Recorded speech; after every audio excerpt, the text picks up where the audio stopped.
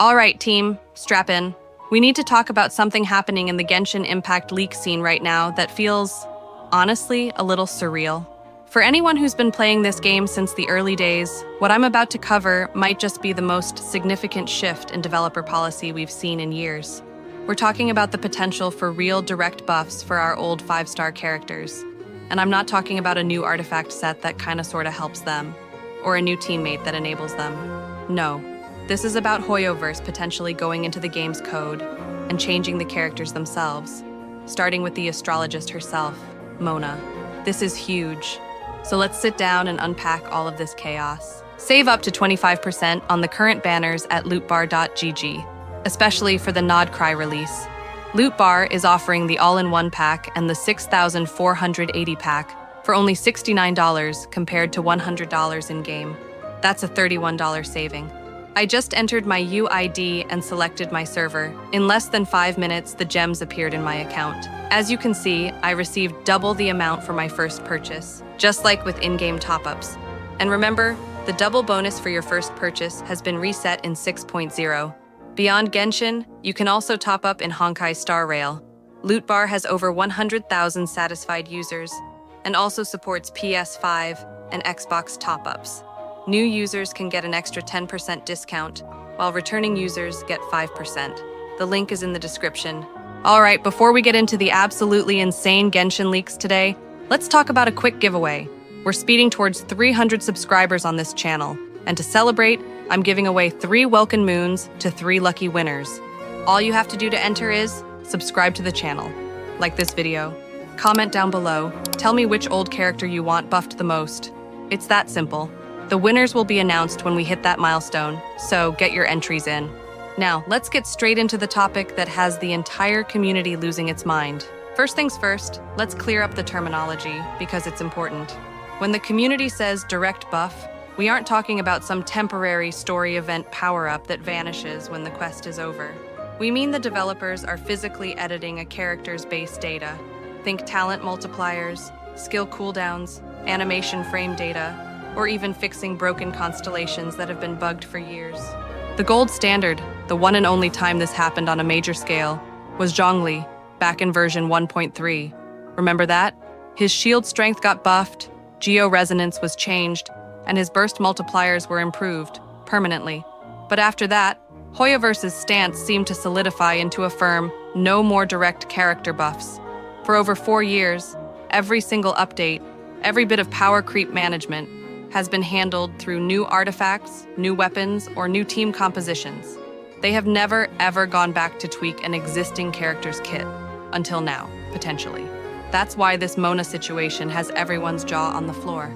If this is real, it breaks a 4-year-long streak. So what's the actual leak saying? According to sources that are generally considered mid-tier but reliable, HOYOVERSE is preparing a wave of small-scale buffs for older characters, tentatively scheduled for around version 6.2.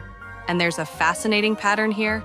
The characters mentioned all have a connection to the Hexenzirkel, that mysterious coven of witches tied to lore heavyweights like Alice, Nicole, and now, Durin.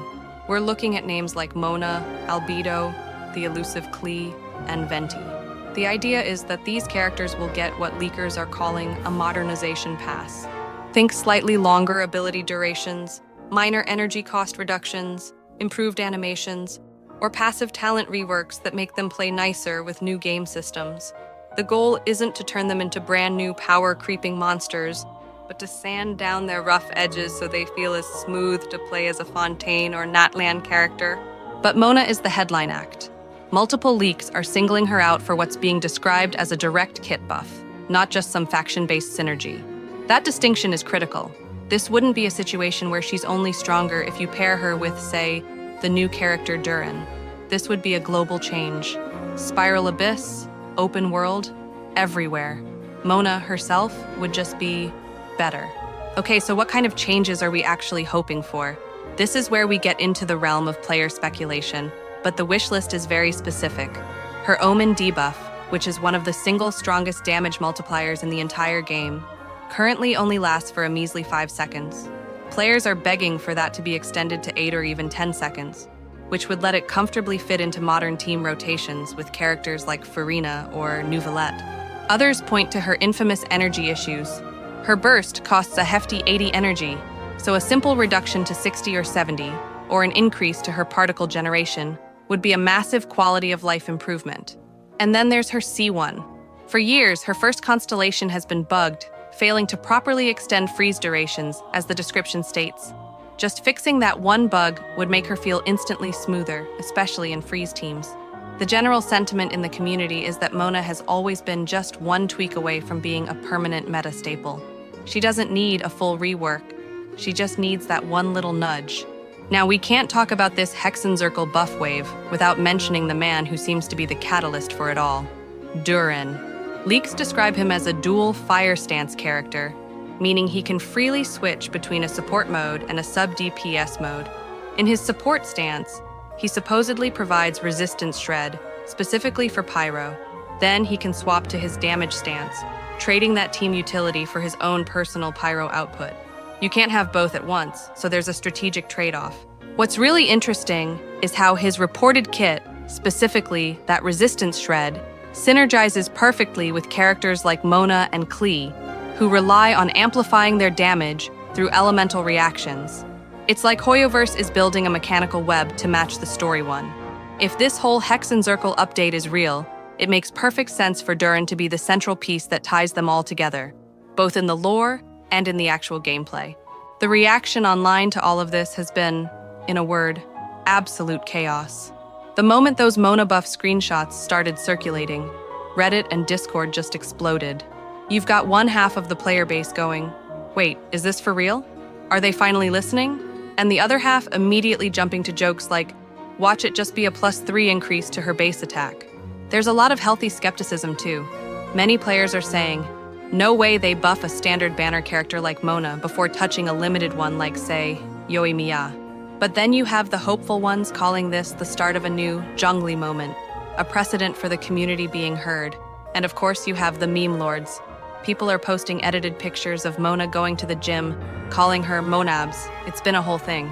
But underneath all the jokes and the disbelief, there's a real serious conversation happening.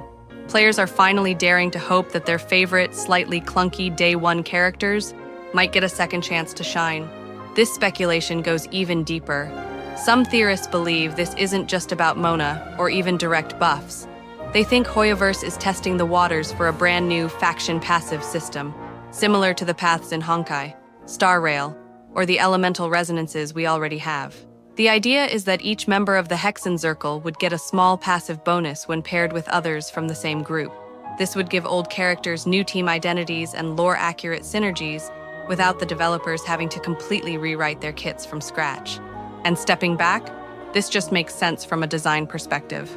Genshin has evolved so much since 2020. Characters from Fontaine and Natlan feel faster, their animations are fluid, and their kits are incredibly synergistic. Compare Ayaka's alternative sprint, which can feel a bit sticky, or Eula's very specific team requirements, to the seamless flow of a Navia or an Arlecchino. It's like night and day. Players have been asking for a modernization pass for years. There's also a very smart business angle here. Buffing old characters is fantastic marketing. Imagine the hype for a rerun banner of a modernized Ayaka or a refined Mona. It would drive massive engagement, especially from returning players who missed them the first time around. HOYOVERSE has already mastered this strategy in Honkai, Star Rail, where they frequently tweak and refresh older units to coincide with their banner reruns. If this leak is true, we might be seeing that same philosophy arrive in Teyvat. Soft reworks that double as massive rerun hype generators. Personally, I think even if these buffs end up being minor, a constellation fix here, a 2-second omen extension there, it would still represent a huge symbolic shift. It shows that HOYOVERSE is listening. It acknowledges that the power creep over the last 4 years has created a real gap between the early game units and the modern ones. And let's be real, it's about time. Mona, Albedo, Klee, Venti, these aren't just obscure side characters. They are the faces of the early game. They are the characters that helped build Genshin's identity. Seeing them finally get some attention after all this time feels like a full circle moment for the entire community. So what do you think? I'm genuinely curious. Let me know down in the comments. Are you feeling cautiously hopeful? Or are you in the I'll believe it when I see it camp? This could be the start of a new era for Genshin Impact, where our old favorites finally get the updates they deserve. Thanks for watching, everyone. If you want more deep dives, meta discussions, and updates like this as we head towards versions 6.0 and 6.2, don't forget to subscribe and hit that bell. We've got a lot to talk about. Save up to 25% on current banners at lootbar.gg. Links in the description. Thanks for watching, and I'll see you guys in the next one.